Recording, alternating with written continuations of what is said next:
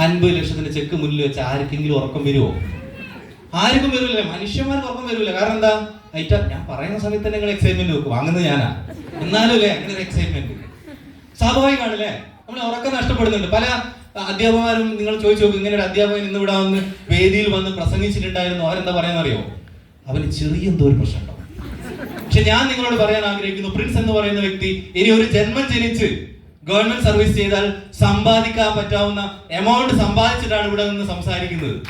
Clear അല്ലേ? നമ്മൾ മനസ്സിലാക്കേണ്ടത് ഒരു 10-50 ലക്ഷം രൂപയാണ് നമ്മളുടെ ആഗ്രഹമെങ്കിൽ ഗവൺമെന്റ് സർവീസും ജോലിയൊക്കെ നല്ലതാണ്. ഇനി അതിന് മുകളിലോട്ടാണ് നിങ്ങളെ ആഗ്രഹങ്ങളെങ്കിലോ ബിസിനസ് ആണ് നല്ലത് അല്ലേ?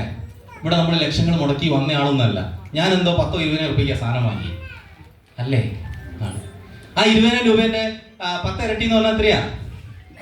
2 ലക്ഷം രൂപ. 100 ഇരട്ടി എന്നാൽ 20 ലക്ഷം അല്ലേ? അതിന്റെ ഏകദേശം 500 ഇരട്ടിയോളം വാങ്ങിയിട്ടാണ് ഇവിടെ വന്ന് നിൽക്കുന്നത്. നിങ്ങൾ ആലോചിച്ചോളൂ. ഇവിടുന്ന് ആരാ തരിക? ഇന്ന് എന്റെ ലൈഫ് സ്റ്റൈലിനെ കുറിച്ച് ഞാൻ പറഞ്ഞില്ലേ. അപ്പൊ നിങ്ങൾ മനസ്സിലാക്കേണ്ട കാര്യം, ഇവിടെ വിദ്യാഭ്യാസത്തിനല്ല പ്രസക്തി. ഇനി ലാസ്റ്റില് 1 കോടിയില്ല ഇത് വാങ്ങിയിട്ടുള്ള ആളുണ്ടോ ഫിസിക്കാർഡിൽ? ജസ്റ്റ് ഗൂഗിൾ ചെയ്ത് നോക്കുക. കഴിഞ്ഞ മീറ്റിംഗിൽ വെച്ചിട്ടില്ലേ, കഴിഞ്ഞ തൃശ്ശൂർ നടന്ന മീറ്റിംഗിൽ വെച്ചിട്ട് രഞ്ജുലാൽ സാർ ഓൾറെഡി അത് വാങ്ങിച്ചു കഴിഞ്ഞു അല്ലേ?